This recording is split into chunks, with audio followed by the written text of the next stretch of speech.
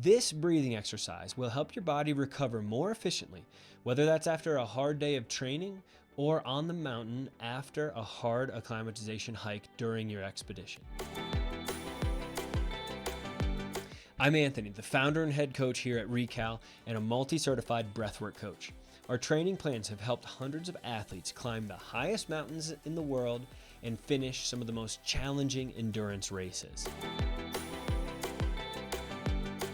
In this video, I want to share with you a breathing exercise that we call recovery breathing. This will help you with your recovery, especially in places where the air is thin and the oxygen is low. Do this to help speed up your recovery between training sessions or acclimatization hikes, and your body and your mind will thank you. If you've done the Wim Hof Method as well as breathe light exercise with us, then you have what it takes to do recovery breathing. This protocol essentially brings both of those pieces together.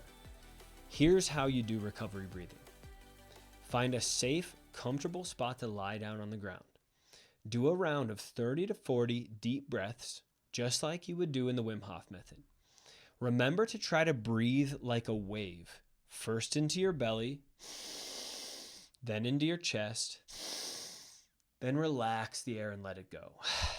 This should be one continuous circular pattern of breathing. After you're done with those 30 to 40 breaths, instead of holding your breath after an exhale, as long as you possibly can, like you would do in the Wim Hof Method, do 3 to 4 minutes of breathe light. If you need a refresher on breathe light, that's no problem. What you do during breathe light is basically slow down your breathing to a point that is so slow that you can barely feel the air come in and out through your nose. This will hopefully invite that feeling of air hunger, which is good. It might be uncomfortable, but it's good. The feeling of air hunger means that your CO2 levels are coming back following all that offloading that you did during the deep breathing of Wim Hof Method. The goal here is to stick with that feeling of air hunger for about 3 to 4 minutes.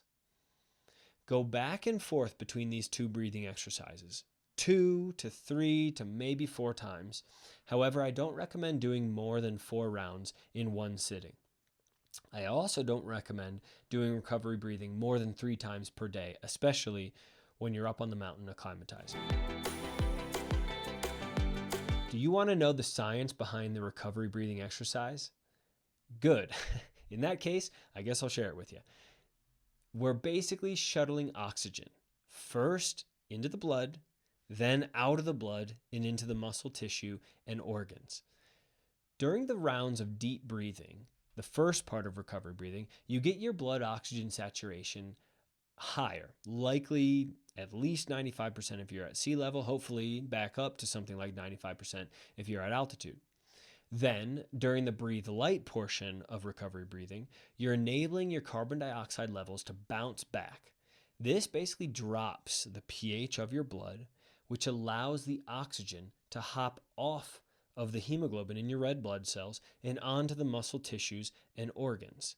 This is what's called the Bohr effect, and it's basically a right shift of the oxyhemoglobin dissociation curve. Now, you don't need to know any of that in order to do recovery breathing. Just remember to do it after a tough training session, after an acclimatization hike, or in the mornings and evenings during your acclimatization time on the mountain. Always keep in mind that doing controlled hyperventilation, like the Wim Hof Method, or hypoventilation, like breathe light, should not be done if you're epileptic, pregnant, or have a serious heart condition. Additionally, it is a stressor on your body, so be sure to monitor how you feel and only do it as many times and for as long as you feel comfortable. I hope this helps you acclimatize more efficiently and achieve your goals on the mountain. Happy training, everyone.